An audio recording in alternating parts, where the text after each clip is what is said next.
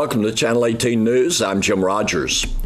On August 8th, Cesar Garcia Hernandez, age 18, of Silver Springs, committed aggravated robbery when he and others robbed an individual of his cell phone and U.S. currency and then dropped the individual off at his home.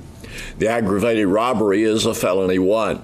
Garcia Hernandez, who is already in Hopkins County Jail on possession of controlled substance and other charges, was served with a warrant Tuesday morning by Silver Springs police. Police continue to seek his accomplices. Garcia Hernandez is in Hopkins County Jail, charged with aggravated robbery, held on a $50,000 bond for that charge. No Silver Springs City Council public hearing is planned for a tax revenue increase based on property values following the vote of council Tuesday night in a special session.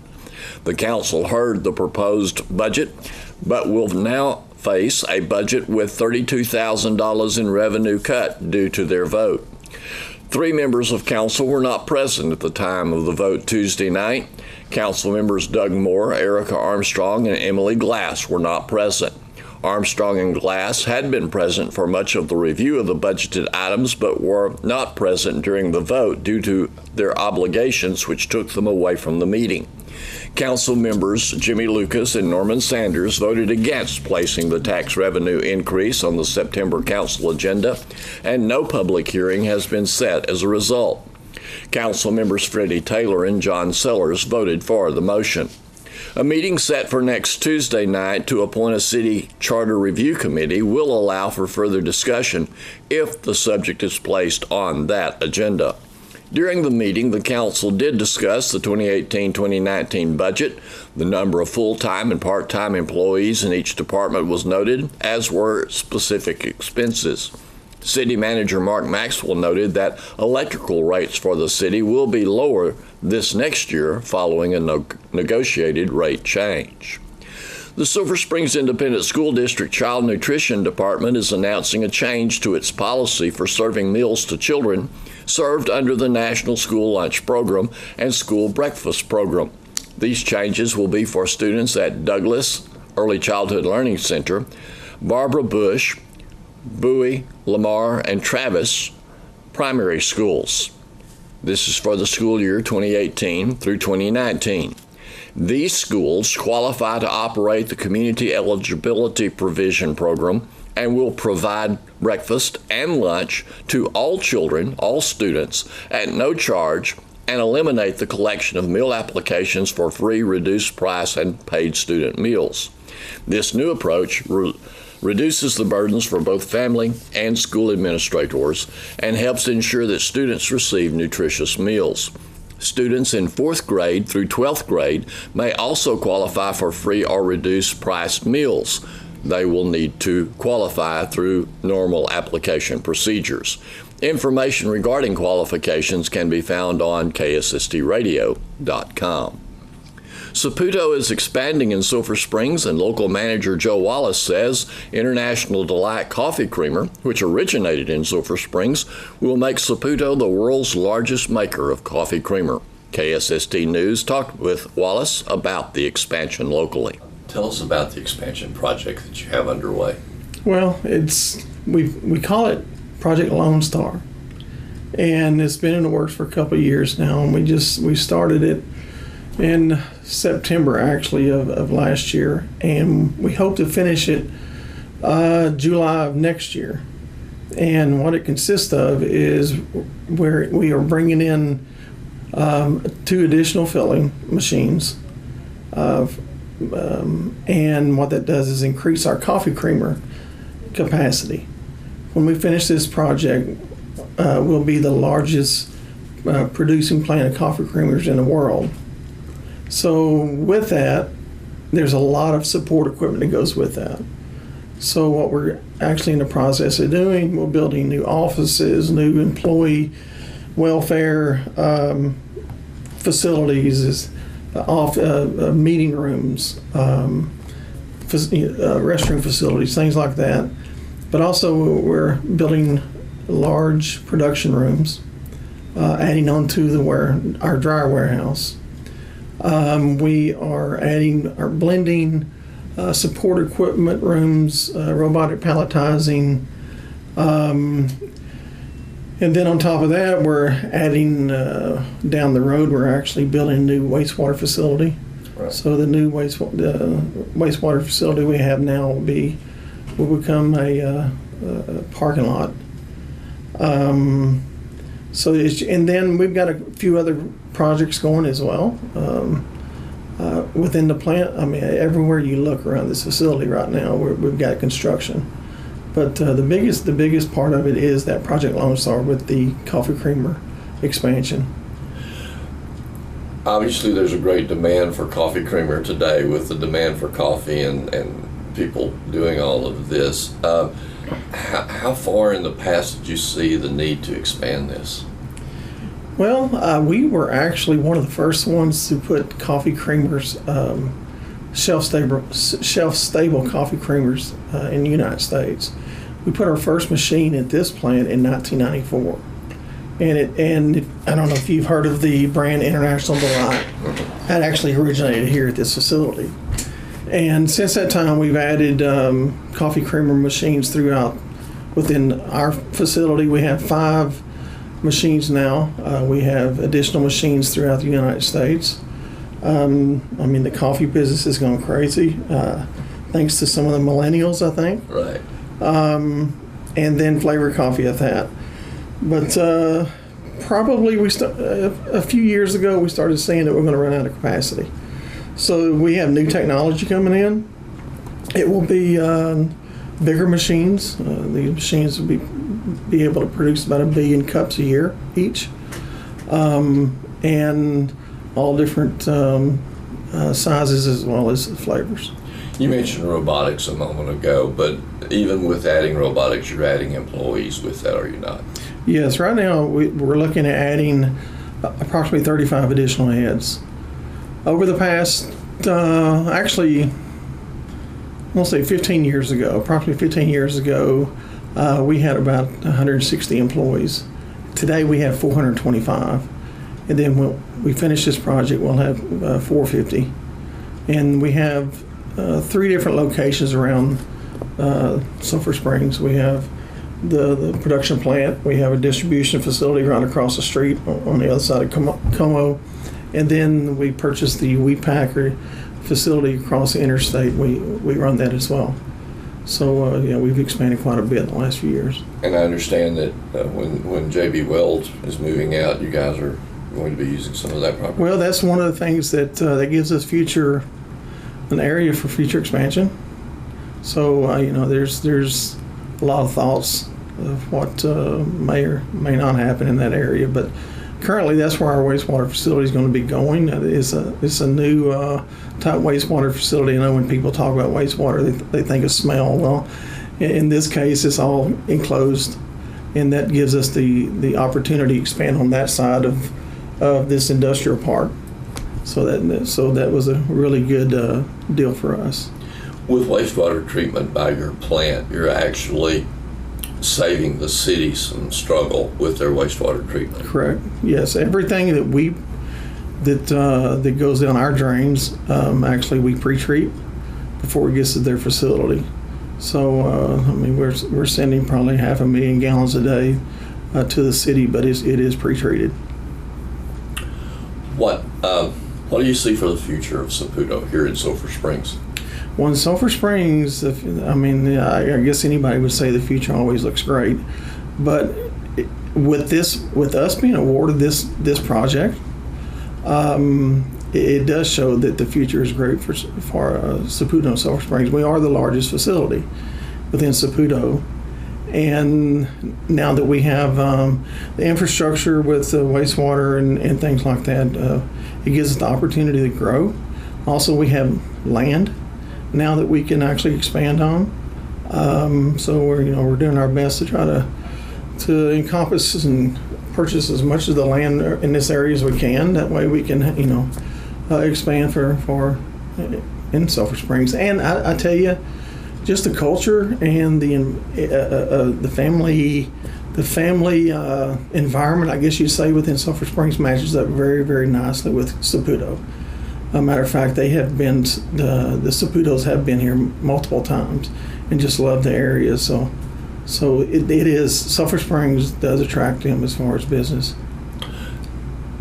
How long have you been with Saputo? I have been at this plant for 32 years.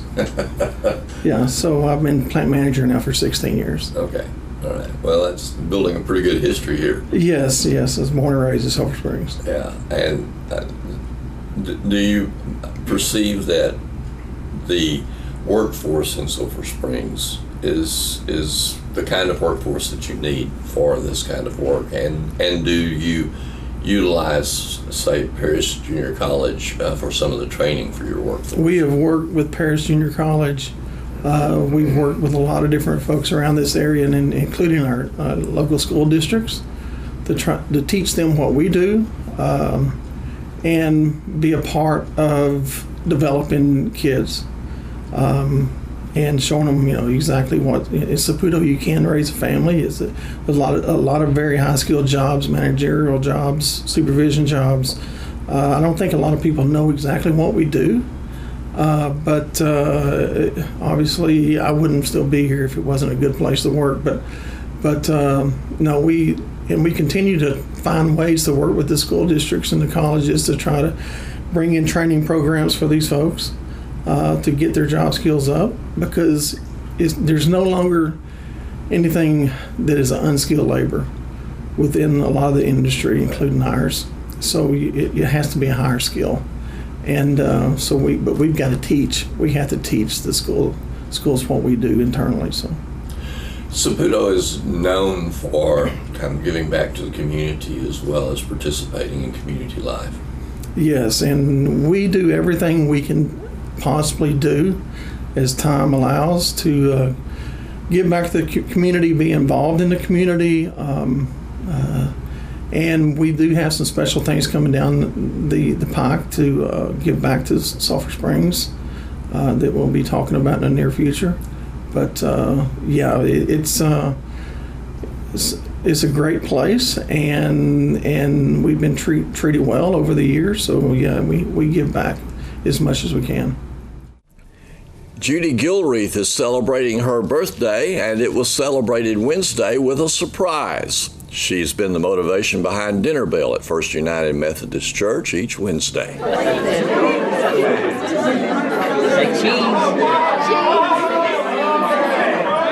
This is just unbelievable. You gotta come to me again? Oh, okay. You are a large little boy. Birthday is not today, but we needed to surprise her, and I hope you were really surprised. Yeah, shocked. Anyway, I don't think we know anybody in this entire town that does more than this human being right here. Oh, shucks. The town does for me. So, happy birthday to you, but you're going to have to do us the honor and blow out the cake. As soon as I get them lit. Birthday to her.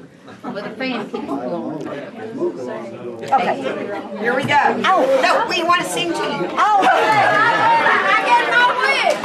Happy birthday to you. Happy birthday to you.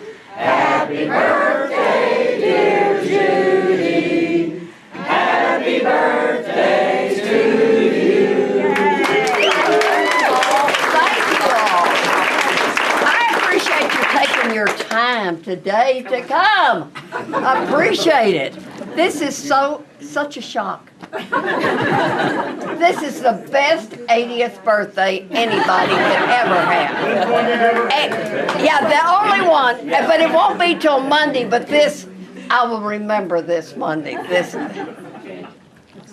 Y'all are dear friends, and thank you. I mean, y'all came out of the woodwork. You got it, yay. Well, all right.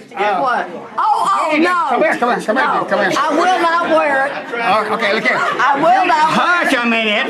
Judy and I go round and round about the best school. Of course, A&M always wins. No. But anyhow, so we have decided that we're going to make her an honorary Aggie for half a day. And so, okay, so here's the Aggie shirt. What is You it? can't read it.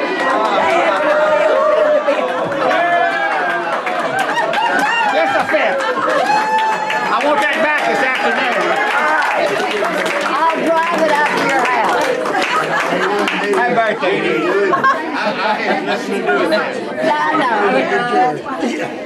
Well, before we cut cake, there's something that we would like to give to you. And this is so you can just really adorn yourself with whatever you would like. Okay. You mean hold Aggie shirt for you? Hold it right here.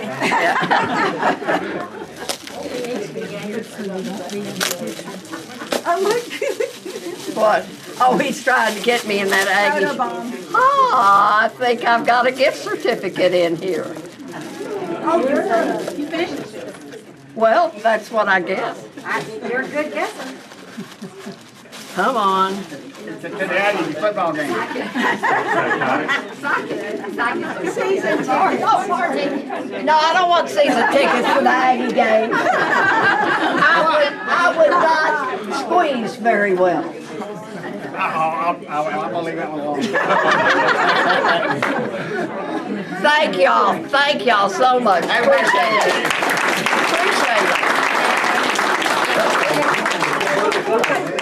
Shall I drive immediately?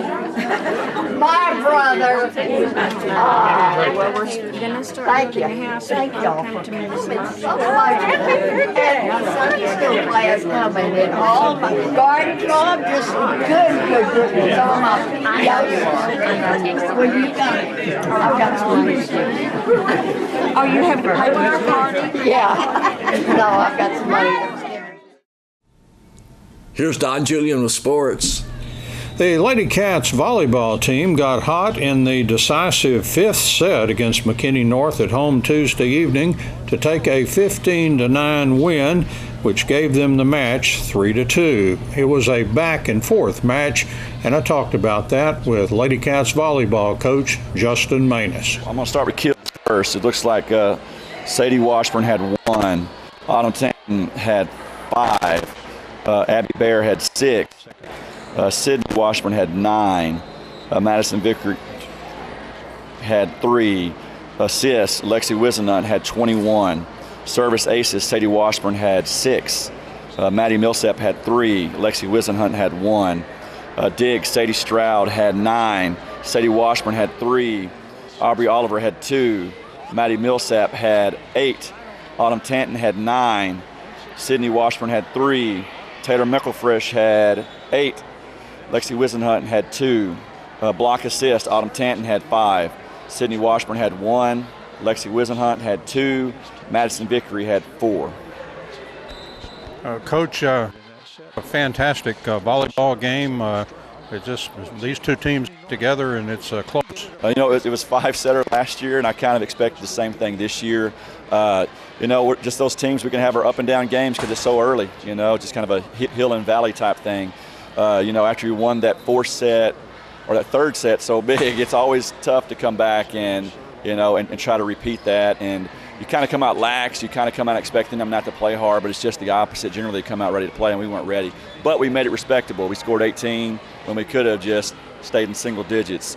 I think they got their mind right. In set 5, they knew, hey, okay, we got to step up and play, and they took care of business.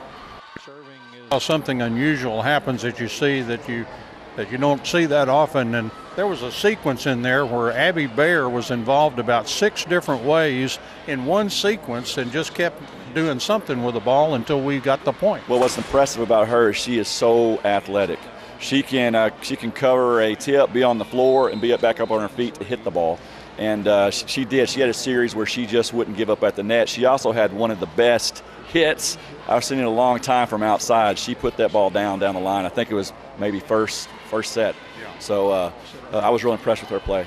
Who else impressed you tonight in this one? There's a lot of good moments. You know, I thought our blockers did a good job adjusting to what they were trying to do. They were trying to hit the ball hard across the court, and so we took that away, which caused them to have a lot of hitting errors. So I give a lot of credit to our front row, our blockers. And I think we did what we needed to defensively, passing the ball and get it where it needed to be when we needed it. We talked about that set where we kind of struggled, and we really had some serving problems.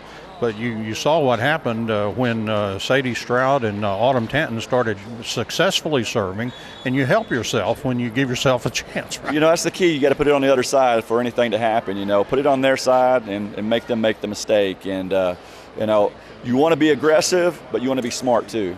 And so we're trying to find that fine line.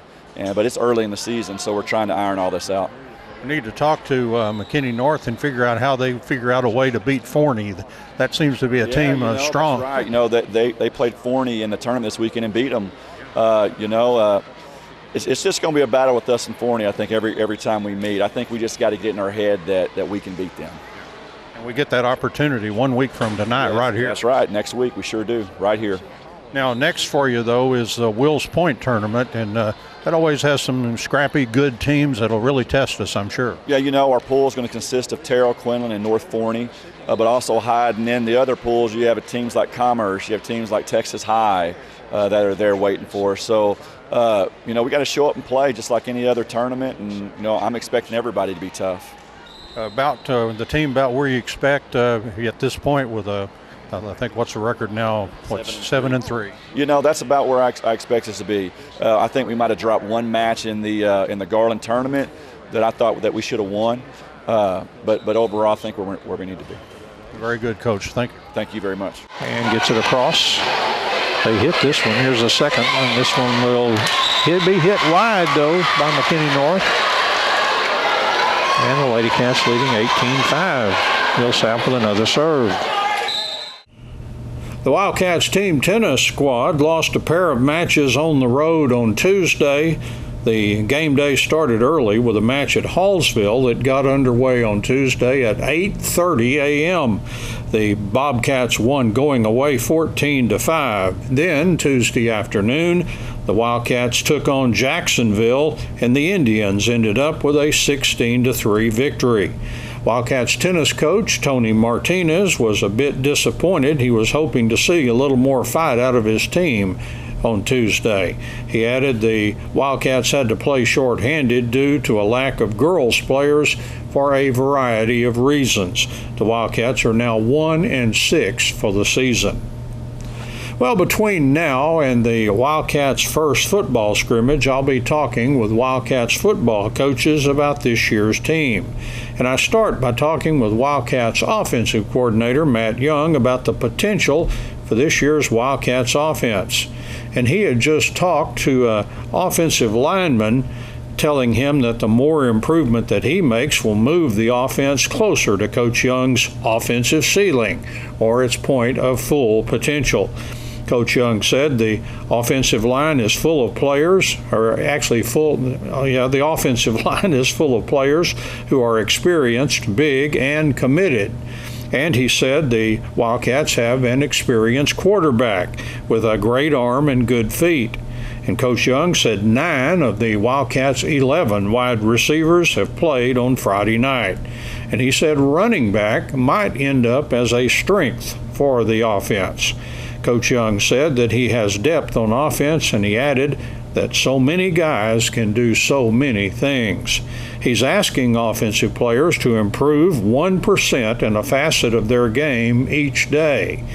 Coach Young says if they do that, the offense will end up being pretty good. I also talked to Casey Jeter. He's in his second year as coach for the Wildcats B-backs on offense. That's the hybrid tight end and fullback position that mostly blocks on running plays. But Coach Jeter says they can also be effective as pass catchers. He says he has one returning letterman, senior Jermon Bryant Amos.